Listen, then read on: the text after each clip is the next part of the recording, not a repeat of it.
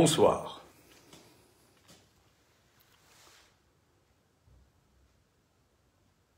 L'inconscient, ce n'est pas que l'être parlant pense. C'est qu'en parlant, il jouisse et ne veuille rien en savoir de plus, c'est-à-dire qu'il ne veut rien en savoir du tout. Alors, à partir de là, bien sûr, se pose la question de savoir quelle est la fonction de la pensée. Bien sûr que la pensée, ça permet d'avancer des représentations, comme on dit, plus ou moins imbéciles d'ailleurs. Évidemment, pas au sens commun du terme, au sens où ça tourne court.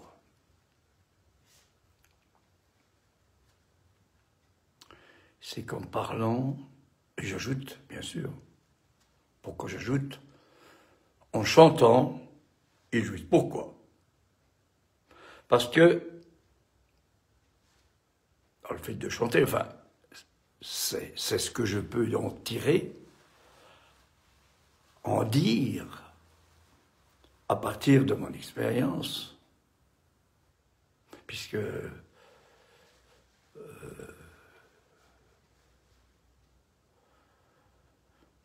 c'est de ce point de départ-là que je prends la parole. De ce cri qui fait voler en éclats, comme j'ai déjà dit, la statue du commandeur, c'est-à-dire le signifiant rempli de sens, réduit au sens, la décence, le malaise dans la civilisation. Unbehagen, ce qui ne convient pas. Il est venu dire ça, le commendatore.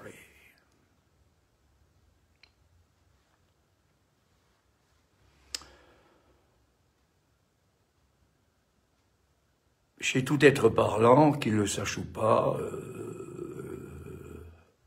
il y a de la musique. Voilà, bon. Donc ça pose la question, qu'est-ce que c'est que la musique ?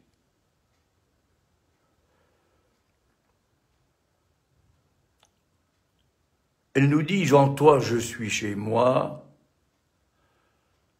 et en même temps, nous répondons, en moi, tu es chez toi. Une formulation d'Alain Didier-Veil, mon ami,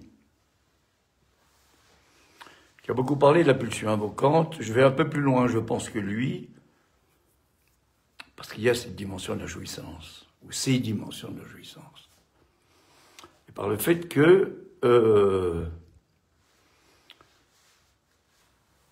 dans le chant, il y a une tension constante entre la parole et quelque chose du corps, qu'on appelle la voix. La voix est un objet de jouissance, dit-on. Vous savez, c'est pas le discours de Rome, il importe de préciser un peu de cet ourdrome qui permet de ranger la voix, ce ronron là, ronron du chat, dit Lacan, au rang de ce qu'il a inventé, mais il ne l'a pas inventé en pensant, en écrivant par des lettres. La première lettre, objet petit a. Je pense, c'est une pensée, donc ça vaut ce que ça vaut, que de plus en plus,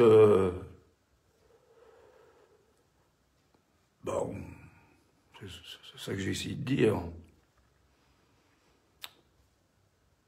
on voile la voix là-dedans, on voile cette dimension de la jouissance. Bien sûr, toutes sortes de musiques maintenant, hein, qui ne sont pas son rapport avec ce qui s'est passé dans ses cris, dans ses bruits de canon, toutes sortes de choses, dans ces toits terribles de l'affreux Adolphe, là, et de tous ceux qui l'imitent. On fait comme on peut, hein, pour se situer là-dedans. Enfin, là n'est pas mon projet ce soir, c'est de poser la question qu'est-ce qui peut être susurré? C'est un terme de Lacan. Je ne sais plus quand il en parle. Qu'est-ce qui peut être susurré? En l'analysant, pour que quelque chose, voilà, quelque chose, change de cette position où il est fixé dans la réalité du fantasme. Puisque, évidemment, il y a de réalité que du fantasme. Bien sûr. Bon, non, c'est pas un péché mortel, hein. C'est pas une faute, c'est comme ça. On a été amené à élaborer des choses comme ça. Bon. Pensez à toute la question du stade du miroir, de l'image virtuelle, qu'on confond bien sûr avec l'image réelle, c'est-à-dire que, comme il est dit, on aime son prochain comme soi-même, alors que finalement, il s'agit toujours d'être proche de son prochain, cet être-là.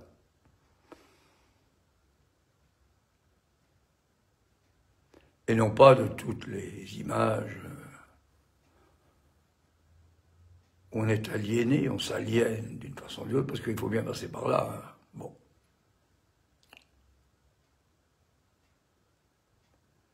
Mais tout ça, ça vient voiler la voix, ça vient voiler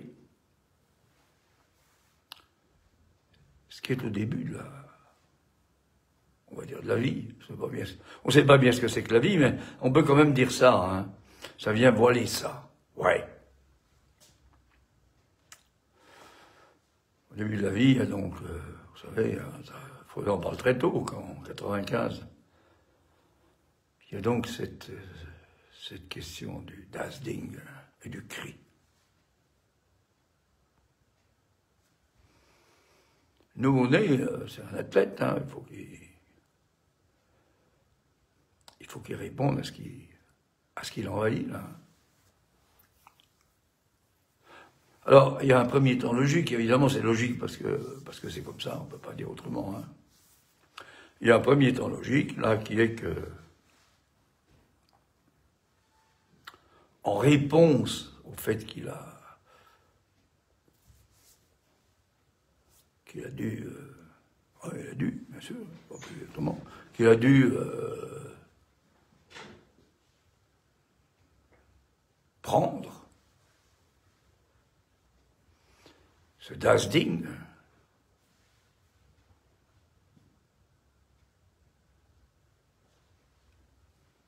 c'est-à-dire c'est une jouissance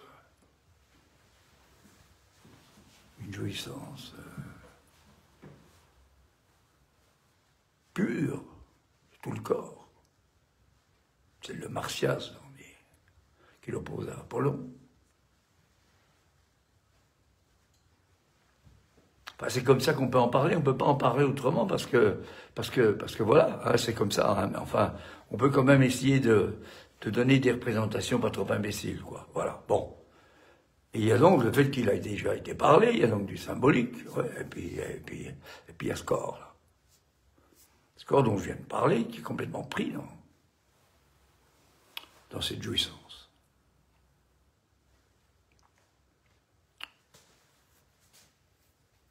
Et alors, ouais, il y a, c'est une supposition, c'est comme le sujet, hein. Il ne peut être que supposé, hein. Il n'y a pas de sujet. Il est supposé. il y a cette supposition, qui est une supposition quand même qui n'est pas rien, hein, qui est que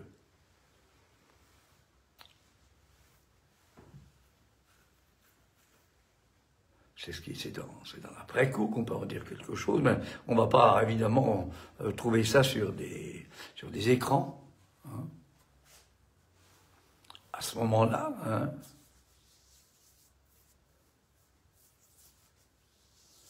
il crée un corps qu'il aura, celui-là. Et celui-là, il est invisible aux écrans.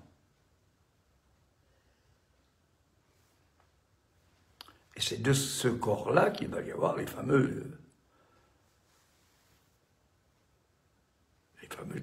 4 objets, là. Petits 4 objets petits A, là, qui remplacent les objets pulsionnels de Freud, hein. C'est un peu plus... bon. Il me semble que souvent on parle de toutes sortes de choses, là-bas, oui, ça, là, voilà, ouais, bon. Tout ce qu'on peut lire, un peu à droite à gauche, on raconte des histoires, quoi. Hein. Bon, pourquoi pas, après tout. Mais c'est quand même autre chose qui est en jeu que le bassingue familial. Pourquoi? Ne serait-ce que parce que le père, la mère et compagnie, là, c'est des fonctions. Des fonctions d'être parlant. Il y a une économie dans tout ça. C'est-à-dire qu'il parle, or il chante. Chose qui passe dans la voix. Vous voyez, ce soir, je mets un peu plus de voix, d'ailleurs, parce que c'est comme ça. Voilà. Je ne peux pas vous dire pourquoi, finalement. C'est comme ça. Alors, on va chez un analyste. Alors, l'expérience que j'ai, c'est que c'est pas rare qu'on me dise que... Parce qu'évidemment, moi, je vous parle quand même, je vous parle de moi, évidemment, de mon expérience, je ne vous parle pas de ce qu'un tel a dit à tel moment, ça n'a aucun intérêt. Ça n'a pas beaucoup. Hein, ça sert surtout comme ça à voiler, hein. Allez, hein, on voile, allez. On voile l'aller. On passe rien du tout. Ben c'est après. Hein. C'est ce que j'ai entendu dans votre voix. Et là, évidemment, c'est pas moi qui le sais. Bien sûr. Il y a quelque chose. Ça s'apprend pas. Ça s'apprend pas par des cours de chant. Ça s'apprend pas comme tout le reste à l'université. Il n'en reste pas moins, c'est vrai que si on veut arriver à mettre en jeu ce corps que j'appellerais le corps lyrique, là, hein, l'imaginaire, grand type, qui vient se nouer avec le symbolique, le signifiant, et puis le réel de la jouissance. Il n'en reste pas moins vrai que, bien sûr,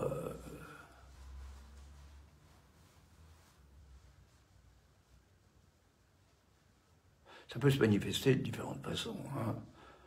Je suis un nouveau-né, il a tout de suite compris comment il pouvait obtenir par le cri, mais c'est pas le premier cri, qui d'ailleurs n'est pas forcément existant, c'est pas le cri que la médecine entend, ou que la médecine attend, ou que la famille attend.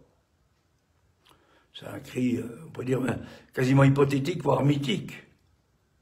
Et on est toujours désaxé, en quelque sorte. Hein. On est toujours à côté, quoi. Hein. Ce qui fait dire à Lacan, dans le monde, il y a quoi? Il n'y a que les 4 objets. Voilà. Alors la pensée, là-dedans, hein. Repenser la psychanalyse, tout ça. Oui, on peut s'amuser à ça, oui. Enfin, on est quand même loin du compte de la question de l'objet, puisque l'objet, justement, il est insensé, il est impensable.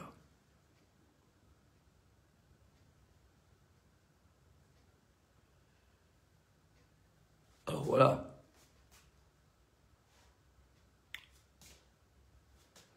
Et l'objet, évidemment, ça c'est un truc... il suffit pas d'en parler comme ça pour qui répondent présent. Il faut un petit peu tordre. L'objet, ça va être l'objet. Et ce qui montre bien ça, évidemment, c'est ce qui peut s'entendre quand quelqu'un parle, pas avec les oreilles tellement, ce que j'évoquais tout à l'heure, qu'est-ce qu'on peut bien susurrer. Alors, évidemment, il y a l'analyste, comme dit Lacan dans le moment de conclure, c'est un retard, il rectifie. Je ne crois pas qu'il rectifie, il rectifie. Débrouillez-vous avec ça. Hein. Enfin, c'est un R par là, hein. Il y a de l'air là-dedans. Il y a de l'aria. Il rectifie, c'est-à-dire que cette matière, qui est le mot, là, hein, il intervient pour la casser, hein, la couper, là, faire des coupures, là, hein, pour l'objet, hein, autre chose. Voilà la fameuse... Vous connaissez ça, les noms du Père, hein. Bon.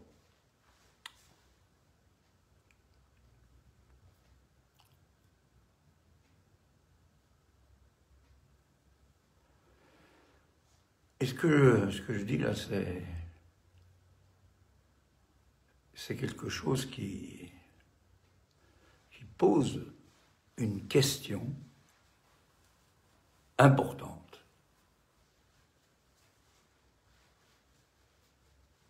Qui est que c'est de la persistance, du réel. Si le réel n'est pas complètement bouffé par tous les trucs là,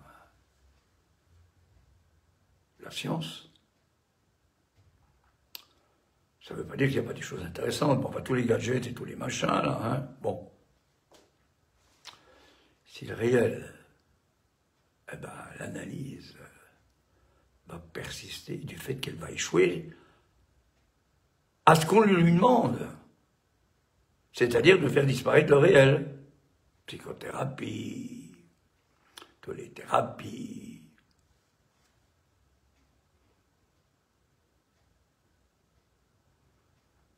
Voilà. Alors,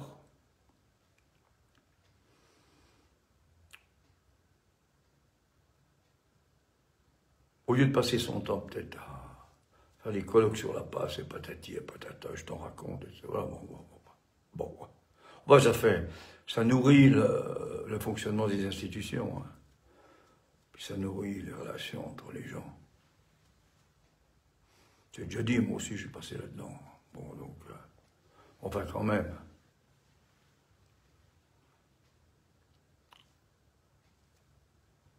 La passe, ça se fait en parlant. Quand on dit aussi, ça peut se faire aussi en écrivant. Hein. Enfin, ça se fait en parlant. En parlant, hein. En parlant, ça veut dire qu'on ne prend pas un texte comme ça pour qu'on lit. Hein. On y va avec ce qui vient. Et ça me permet de vous dire qu'il est arrivé, moi, en ce qui me concerne, durant mon analyse, de faire des séances où je chantais.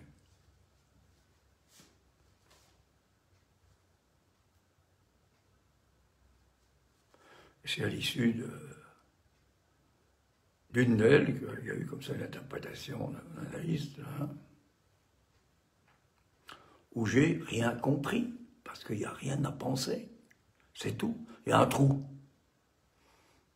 Trou. Entre deux syllabes. C'est ça la voix. C'est le trou. Le trou entre les syllabes. Alors, j'ai du temps, hein, bon, après,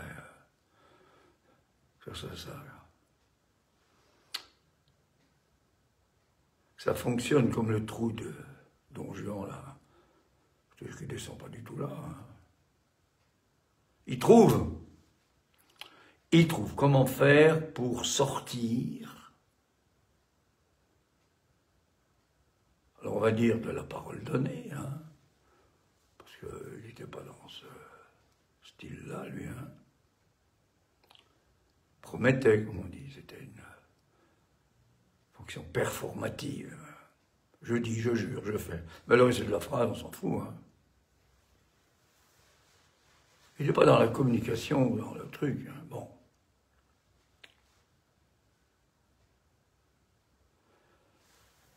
La voix comme objet de jouissance, et je reviens à ce que j'ai évoqué tout à l'heure, là, la troisième, hein.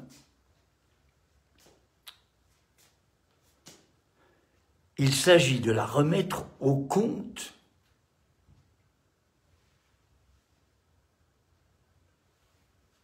de ces objets petit a, du réel de l'objet petit a. Pour autant que elle n'a pas de substance. Alors voilà, et bon, alors là, la voix telle qu'on en parle comme objet, hein. Alors, vous voyez, tout ce qu'on raconte, tout ça, les explications, là, ça en prend un coup, là. Ou alors on dit que c'est des conneries.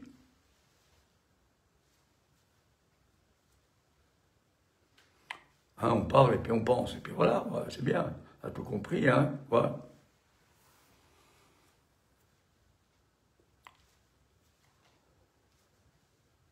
Et encore, il y a encore un truc en plus, là, que notre Lacan, là, à la fin, là, hein. Bien sûr, au début, il y a un truc béton, là, hein. L'inconscient structuré comme un langage. Pas comme le langage, comme un langage, propre à chacun. Bon. Donc on va pouvoir rectifier les coupures, tout ça, ouais, tout ça. C'est bien l'analyse, et puis voilà, et puis ça va changer, ben, c'est pas tout à fait comme ça. Hein. Parce qu'il faut qu'il y ait de l'équivoque. C'est-à-dire cette rencontre soudaine, contingente, entre un bout de réel, quelque chose qui a à voir avec le réel, symbolique, et que ça fasse réel de la jouissance, hein, le symbolique, et l'imaginaire du corps, et que ça se coince. Voilà l'objet. Il n'y a pas de jouissance qui ne vienne pas de cette dimension de l'objet petit a. Alors, à partir de là, bien sûr, vous savez, il y a la définition de la jouissance phallique, la jouissance autre, puis la jouissance, hein, ouais.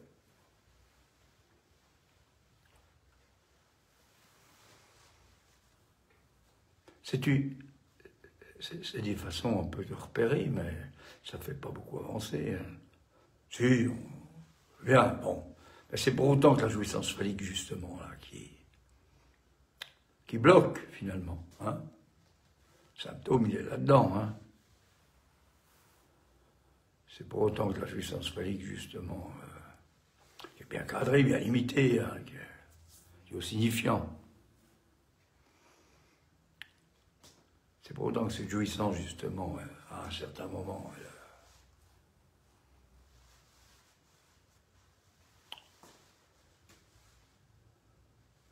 elle défaille. Elle ne convient plus. Ou elle ne convient pas que ce qui ne convenait pas peut convenir. C'est la jouissance autre. C'est le mystique. Et c'est ça qui est en jeu dans l'analyse. Et c'est ça qui est en jeu dans l'opéra. Alors là, bien sûr que vous avancez ça, c'est pas tellement ce qu'on pense qu'on va chercher à l'opéra. On va chercher des belles voix, etc. On va chercher des belles voix dont le voile évite que soit dévoilé, justement. Ce qui fait que l'objet voix, cause de jouissance, est du côté de l'abjection.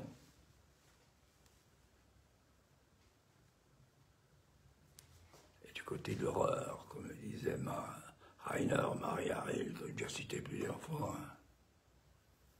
Le beau est le commencement du terrible.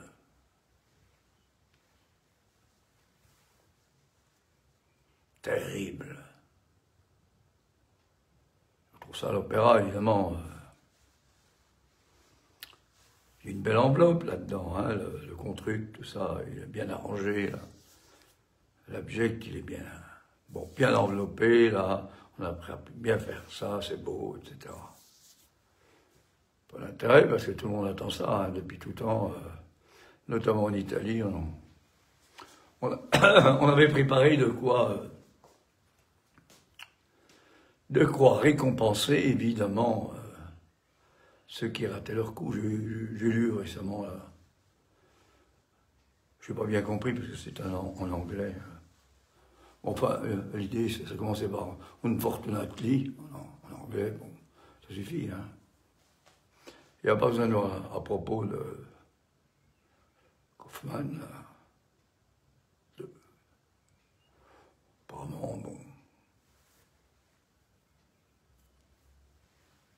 Il avait été un peu défaillant dans cette fonction du ténor, là, dans la Gioconda. Mais c'est ça, hein. C'est une fugitive, là, hein. En toi, je suis chez moi, en moi, tu es chez toi. Mais, bah, ouais. Puisque ça n'a pas d'être. Il a cité plusieurs fois, le 2 janvier 58, là, à Rome, là. Maria Callas,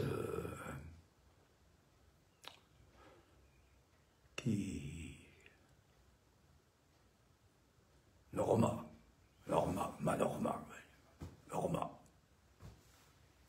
déesse, là, la Gaule. Elle avait tout préparé, hein, là-dessus, tout allait bien apparemment. Bon, 2 jours avant, dernière répétition, c'est fantastique, tout va bien.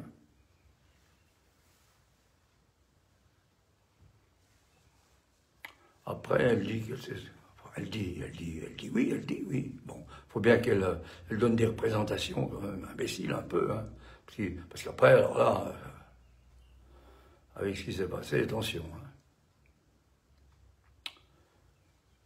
Si on en faisait autant de psychanalystes, ce serait rigolo, hein. Eh bien, elle dit, parce qu'elle a écrit à beaucoup de monde après, hein, qu'elle a eu froid en retournant dans sa loge. Après, elle a bu une coupe de champagne, parce que c'était le 1er janvier. Elle s'est réveillée le lendemain matin. Elle dit « sans voix ». C'est vraiment la voix, ça. La voix, elle est libre d'être autre chose que substance, hein. C'est sans voix. Seulement le lendemain, guichet fermé, hein, tout le monde est là, hein, pour l'entendre. Il y a même le président de la République d'Italie, tout ça, hein.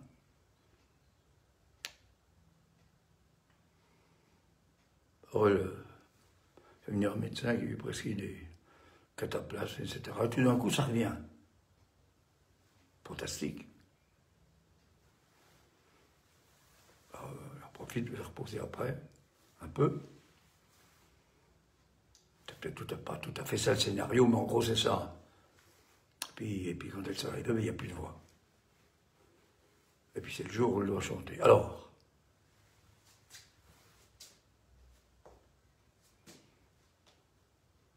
ce que je veux dire, c'est que ça arrive quand même, hein. Bon, ça ne lui est pas arrivé souvent, apparemment. Puis, en général, ils ont un peu des trucs, hein. Alors, bon. Qu'est-ce qui est en jeu, là? Je ne vais pas donner d'explication. Ce que je veux dire par là, c'est que il y avait certainement un trop de voix, là, et un trou. Une jouissance. Comme je le disais la fois dernière, concernant cette soprano là, qui, après, à la fin de l'opéra de Verdi,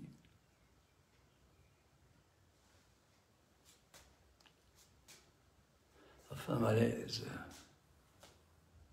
On est venu nous a, évidemment, dire ça comme ça, là. Tout d'un coup, le rideau tombe, là, quelqu'un apparaît. C'est vraiment un coup de théâtre, là, c'est le cas de dire. Hein. Je veux dire, notre soprane, ouais, qui avait chanté de façon merveilleuse. Là. Alors là, ça m'a même touché, comme on dit, mes oreilles. C'était presque trop. Voilà.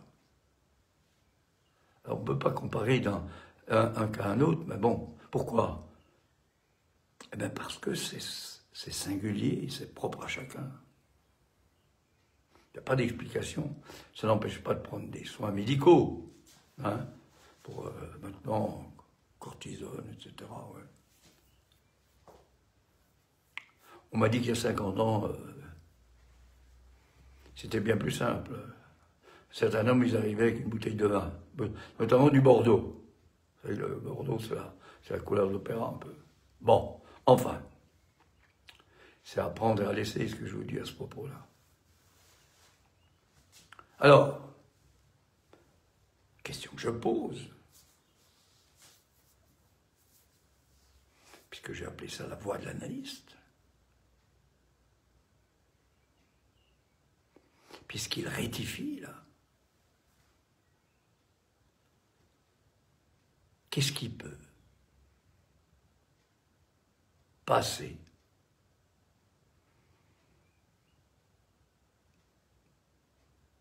de cette énigme qu'est la voix comme objet de jouissance, celui qui vient à parler, hein, qui bablate, etc., puis de temps en temps qui va faire un truc prévu, là, hein, une sorte d'artiste à ce moment-là. Qu'est-ce qui peut passer? Je prétends pas le savoir, évidemment. Hein. Qu'est-ce qui peut passer? Il y a quelque chose. La chose, quelque chose, réel. Vous voyez que ça ne se prépare pas du tout, ce machin-là. Qu'est-ce qui peut passer de l'analyste analysant? Et ça n'est pas sans rapport avec ce passage de l'analysant analyste que Lacan a voulu un peu préciser lorsqu'il a appelé la procédure de la passe. Parce que il faut bien partir du fait suivant que ce que j'essaie de bafouiller là, hein, c'est depuis toujours, et puis ça concerne la sexuation, justement. La voix et la sexuation. Alors, je vais en dire un petit mot quand même, parce que c'est au cœur de la voix, la femme, et de tout l'imaginaire fantasmatique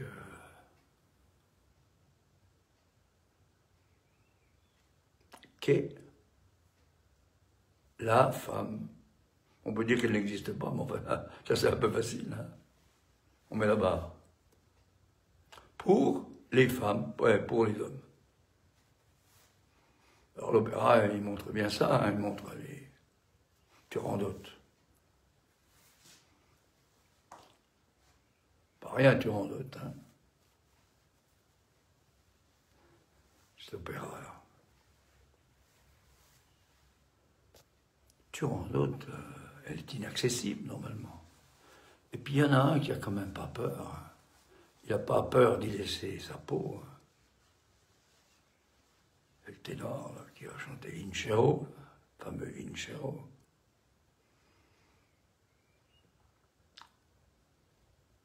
Il répond aux 3 questions fatales. Et du coup, l'imaginaire du fantasme où elle se logeait tient pas. Il va plus loin, il comprend bien les choses et il va lui dire que on peut essayer encore autre chose. Bon, mais ça c'est un peu l'histoire, c'est simplement pour dire que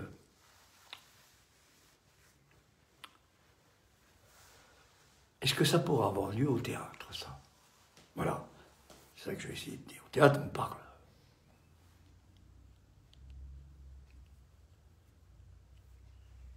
En analyse, on parle en principe.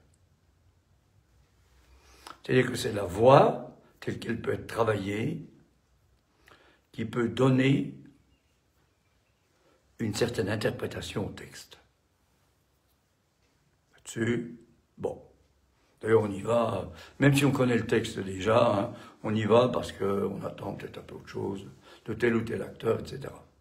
Quand je parle d'interprétation, je ne parle pas de la mise en scène. Je reste au niveau de la voix. Hein. À l'opéra, eh ben c'est à l'envers. C'est même plus qu'à l'envers, c'est à côté. La voix est libre. C'est-à-dire qu'il y en a qui ont bien compris ça, c'est Wagner. C'est-à-dire que la musique qui est dans le mot, qui est dans le texte, c'est la musique qui va passer quelque chose du rapport de la voix du chanteur à un certain type de jouissance. C'est pas fait pour comprendre. Le théâtre, c'est fait pour comprendre. Alors, l'analyse là-dedans. Le psychanalyste. Ouais. C'est le théâtre, c'est l'opéra, c'est les deux, c'est quoi?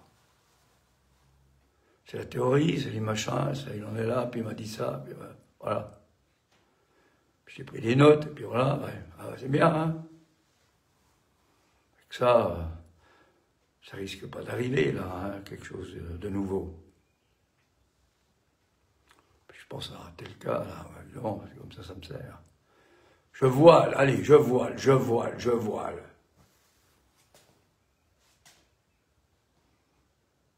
vais peut-être un peu fort, mais enfin bon, allons-y, hein. Voilà. J'y vais comme ça, parce que j'ai fait comme tout le monde, hein. Je fais des conneries comme tout le monde, hein. L'important, c'est d'en revenir un peu, quand même. Voilà.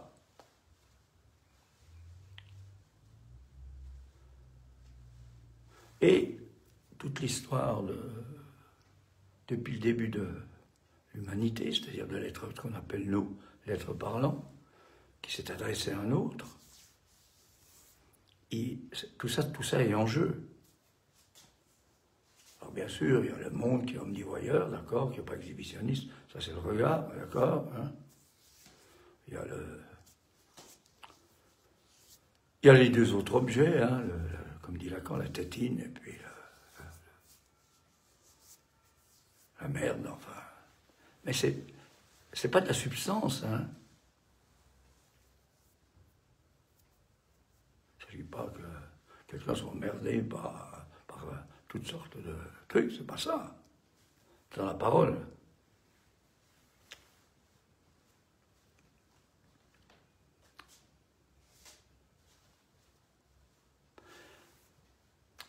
Ce que j'essaie de dire, ça me réveille, et peut-être que ça vous réveille aussi. Hein. J'ai vu qu'il n'y a pas tellement de gens que ça intéressait, hein, la voix du psychanalyste, alors là, enfin, je m'en fous complètement. Hein. Je fais pas ça pour faire un programme, hein, institutionnel.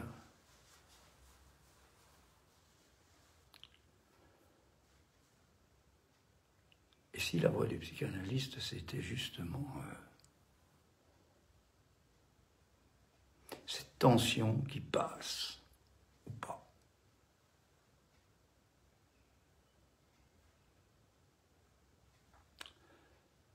Dans la façon dont il est pris par l'articulation signifiante qu'il émet, dans la coupure,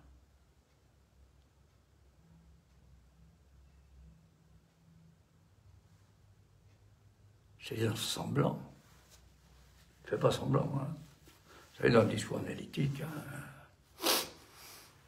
l'analyste, il est en position en haut à gauche, là. Hein. Position de semblant de réel, on dit, hein, dans les cas de discours.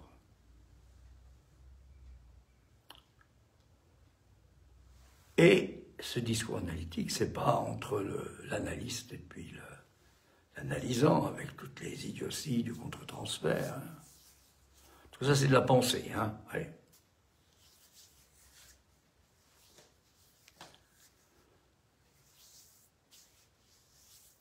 C'est quelque chose qui joue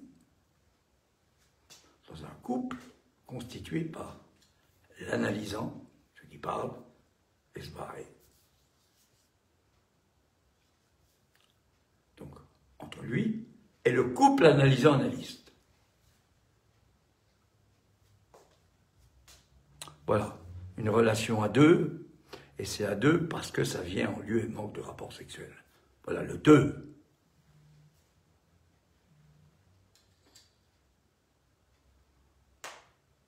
Écrivez-le comme vous voulez, diapostrophe UX, il va sortir pas mal de choses.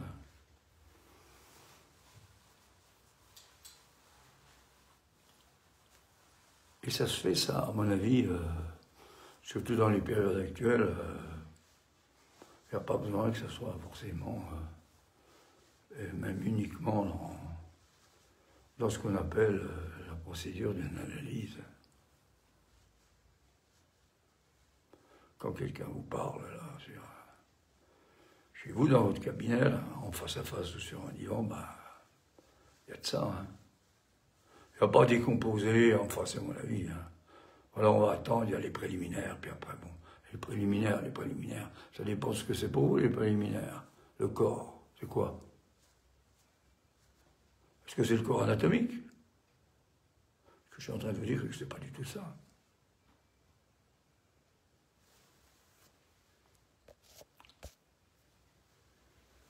C'est pas du tout ça.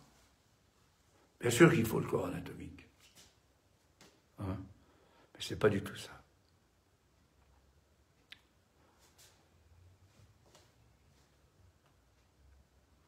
Alors, c'est pas simple. Hein. C'est pas simple. C'est pour ça que Lacan dit c'est quand même gênant, ça. Hein. Je sais plus ces termes-là, mais il faut réinventer la psychanalyse. Chaque psychanalyste a inventé la psychanalyse à partir de ce qu'il a trouvé, en quelque sorte. Donc ça ne cure pas du tout à partir de ce qu'on lui distille dans ces institutions. Ça n'empêche pas, hein. Voilà, on a besoin de faire masse. Hein. Voilà. Besoin de se retrouver, de passer des journées, des colloques, des congrès, etc.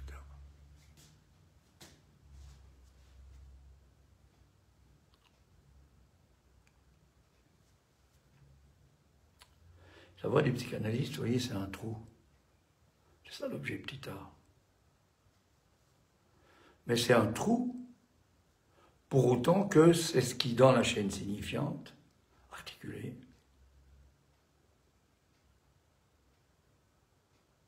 comme le dit d'ailleurs Lévi-Strauss, hein, ne relève pas du sens. Alors, ça me ramène quand même à ce que j'ai essayé de dire, un peu discuter avec Patrick Vallas, la question de la crachose. Que Lacan sort comme ça, justement, je crois que c'est en octobre 1977, quand il introduit le séminaire, le moment de conclure. Ouais. Quand il a raconté des trucs en disant que le symbolique, eh ben, c'est pas ce que vous croyez, hein. C'est imparfait.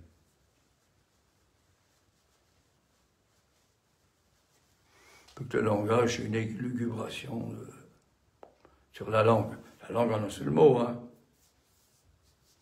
Ça reste quoi? Alors déjà, il faut que j'aille y arriver, alors je ne parle pas de ceux qui ne sont pas. Alors si en plus, bon, bah oui. Ça veut dire qu'on n'arrête pas non pas de trouver, de chercher trouve jamais, puisqu'il y a plus un trou. Et que l'important, c'est le fait de parler et de ne pas avoir dans la tête, je reprends ces termes, ces représentations imbéciles, ordurières, comme il a dit fort, hein, qu'on peut trouver un peu partout, philosophique ou ailleurs. Bon, alors, parler. C'est quand même étonnant. Bon, je commence à avoir un peu de bouteille quand même. Hein, que notamment, ceux qu'on a appelés psychotiques, qui en fait, ça pose la question de ce que c'est que la psychose, hein, pendant 40 ans, ils viennent parler. Et il faut même qu'ils parlent tous les jours. J'ai pas peur de le dire, ça se fait notamment au téléphone. Parce que parler, c'est pas... Hein, c'est parler. C'est le se jouit. Ça, ils en bavent, hein, comme on dit, mais c'est la jouissance. Et s'il n'y avait pas ça, ben, il serait pas bon, enfin bon. Surtout avec l'évolution terrible actuellement du... Alors là, c'est même pas voilé, là. L'évolution terrible des soins en psychiatrie.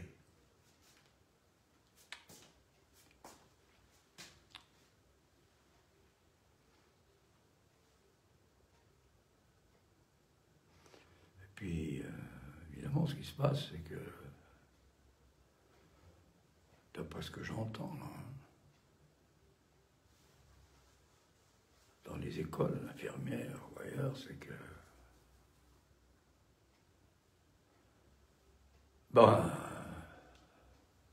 on est dans la psychologie positive, comme on dit. Tu ne comprends plus rien à rien. Il n'y a plus de clinique, d'une part. Et puis voilà. Puis là, on distribue des bonbons, les médicaments.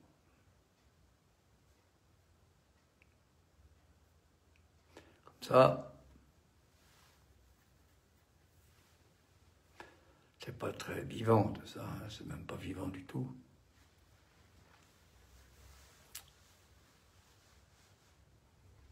Enfin, on en arrive, je ne vois pas pourquoi ça changerait d'ailleurs, puisque c'est l'enjeu de là où on en arrive maintenant. Bon, peut-être que ça changera. Hein. C'est des gadgets finalement, les médicaments. Voilà, bon. Pour être tranquille. Alors, c'est pas être contre les médicaments non plus, parce que ça peut servir. Mais c'est de les mettre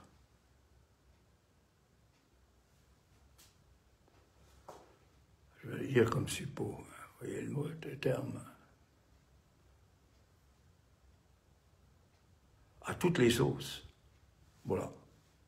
Puis il y a le protocole, et puis tout ça, puis voilà. Bon.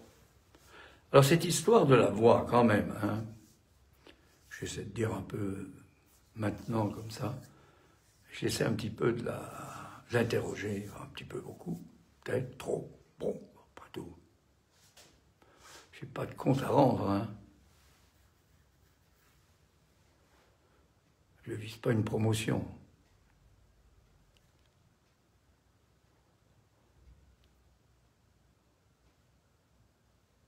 C'est pas de la pensée, voilà. L'important, c'est partir de là. La pensée hein, est crétinisante. Voilà, on part de là. Ça ne veut pas dire qu'on ne va pas penser, mais ça va nous embarquer dans des trucs qui ne sont pas pensables, a priori, et qui sont pensables quand même. Bon. Parce que du coup, ben, on n'entend pas, puisqu'on pense. On entend selon des représentations qu'on a dans la tête à partir de ce qui nous est adressé. Alors bien sûr, on va dire, oui, mais il va y avoir un moment, tout d'un coup, là, il va y avoir un petit truc. Oui, on est d'accord sur le plan pourquoi pas. Moi, je pense que le petit truc, c'est un truc énorme, hein. C'est ce réel, là. Ce trou, là. Vous allez entendre dans la voie de l'analysant. Et du coup, le couple analysant-analyste, lui, à ce moment-là, il va fonctionner de telle façon qu'il va entendre. Et pour être produit, justement, des signifiants qui vont, justement, détacher, avec les fameux bouts de réel dont on a déjà parlé, vont être, non pas rejetés, mais récupérés. On en sort avec quelque chose. Et je crois que on a dit beaucoup de choses sur la fin de l'analyse, hein. Mais en plus, évidemment, le mot fin, ça peut se... en français, hein.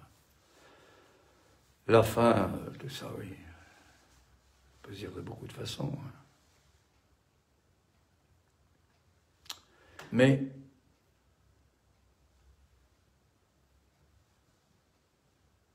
je vais m'arrêter sur une question quand même.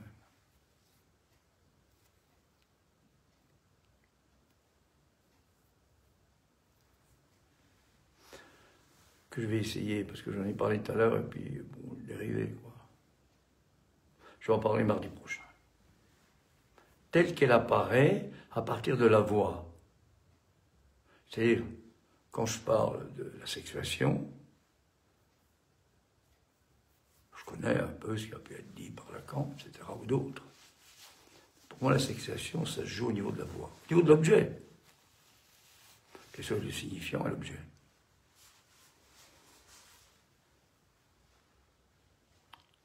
L'une qui a très bien compris ça, c'est Hildegard von Bingen, là, qui est une mystique, qui était très douée pour la politique,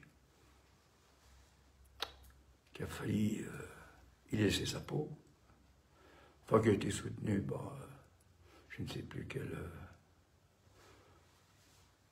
quel homme qui avait de l'influence, pour éviter qu'elle soit la proie des abrutis qui comprennent rien du tout à ce qu'est la parole divine, d'ailleurs. Paul se débrouillait bien, elle a dit que de toute façon, elle n'entrait pas en transe. Hein. Puis quand il y avait un petit peu quelque chose comme ça, ben, c'est qu'elle entendait le Seigneur. C'est que ça ne venait pas d'elle. Tout vient du Seigneur, voilà, tout vient du Dieu, du Très-Haut. À partir de là, les autres, ils étaient quand même... Vous pouvez difficilement l'attaquer d'hérétique, puisque tout vient de Dieu. Non, que c'est bien débrouillé comme ça aussi, c'est Descartes, hein, c'est le Dieur. Bon.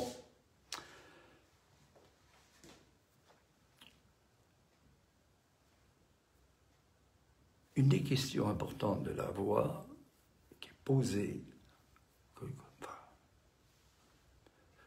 que comporte le discours qui a lieu dans l'opéra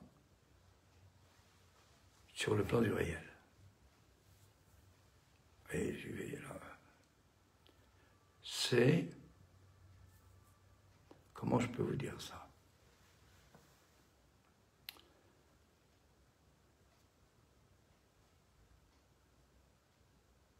Est-ce qu'il est possible pour l'homme, on va dire l'homme, oui, je prends au sens de la sexuation, c'est-à-dire le tout homme à la jouissance phallique, de rencontrer une femme. Je ne dis pas la femme. Alors là, rencontrer la femme, oui, là, il y en a plein. Hein. Et c'est l'enjeu du dernier opéra de Wagner, Parsifal. Alors je vous dis à la semaine prochaine et à bientôt.